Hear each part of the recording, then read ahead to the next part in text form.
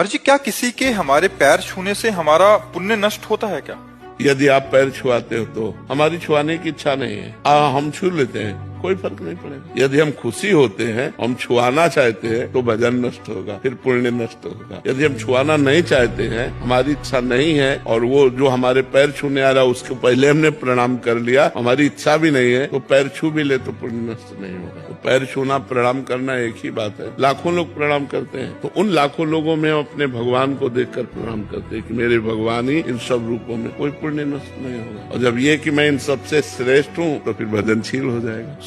सोच है, अगर सोच बदल गई तो फिर आपका पुण्य नष्ट हो जाएगा, और सोच सही रही तो पुण्य नष्ट नहीं होगा। सब में भगवान है, ये उसकी श्रद्धा है कि वो आपके पैर छू रहा है, लेकिन आप इस योग्य नहीं है। आपको ये अंदर से होना चाहिए, मैं इस योग्य नहीं हूँ, मेरे प्रभु ही सब में विराजमान। वो झुका, उसके पहले हमने प्रणाम कर लिया, बात बन गई। वैसे नहीं छुआना चाहिए, कोशिश करना चाहिए कि अपने कोई पैर न छुए, और जब कोई जबरदस्ती कर ले तो उसमें भगवत भावना करके उसको प्रणाम कर लेना चाहिए। हम ज्यादा समाज में तो रहते नहीं, लेकिन हमें समाज से अनुभव ऐसा होता है, यदि हमारा शरीर अस्वस्थ है और हम संकट में है, हमारे पास धन नहीं है, तो कोई साथ नहीं लेगा। और शरीर स्वस्थ है, रुपया पैसा है, पद प्रतिष्ठा है, तो सब कोई हाथ मिलाएगा। नहीं तो दुख में सब साथ छोड़ देते हैं और सुख में सब साथी होते हैं। भगवान के सिवा कोई बिरला ही ऐसा होता है जो प्रेम करे, नहीं तो कोई प्रेम नहीं करता है। यहाँ सब स्वार्थ वाले लोग हैं। इसलिए हमें लगता है अगर सत्संग सुनो और नाम जप करो तो बड़े से बड़े कष्ट को सह सकते हो। भगवान का आश्रय बड़े से बड़े कष्ट को सहा देता है। अगर भगवान का भरोसा नहीं है, भगवान का आश्रय नहीं, तो टूट जाओगे।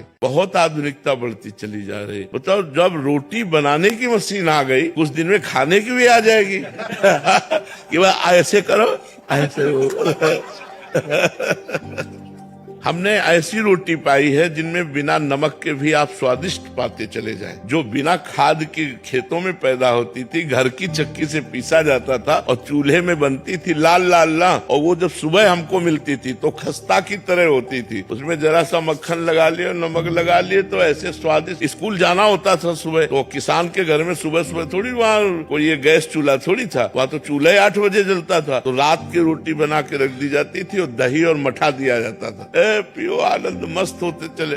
अब यहाँ कहाँ मठा मिल रहा है, पैकेट वाला मिल रहा है, पता नहीं कै दिल का, कब का, कहाँ का, कैसे बना हुआ मठा हुआ है। तो ये चीजें अब सब दूर होती जा रही है, आधुनिकता बढ़ती चली जा रही है तो भयावह, है तो बड़ा विचारशील, पर अब करोगे क्या। आधुनिकता बढ़ती चली जा रही है, जितनी मशीनें बन रही हैं, ये जरूर आज आपको सुविधाजनक दिखाई दे रही है, लेकिन कल हमारे समाज के लिए हानिकारक होगी। कौन 2 किलोमीटर पैदल चलना चाहेगा? अब कैसे बतावे, बड़ी आधुनिकता फैलती चली जा रही है। नौजवान आदमी है, 10 मिनट इंतजार कर रहे हो, 10 मिनट में पहुंच जाएंगे। कितना देर लगती है 2 किलोमीटर 1.5 किलोमीटर चलना, लेकिन आज का आदमी 2 किलोमीटर 1.5 किलोमीटर चलना नहीं चाहेगा, वो 100 रुपया देकर ऑटो से वहां पहुंचना चाहेगा। तो धीरे धीरे समय तो बच्चा बदलता जा रहा है, और ये भयावह है।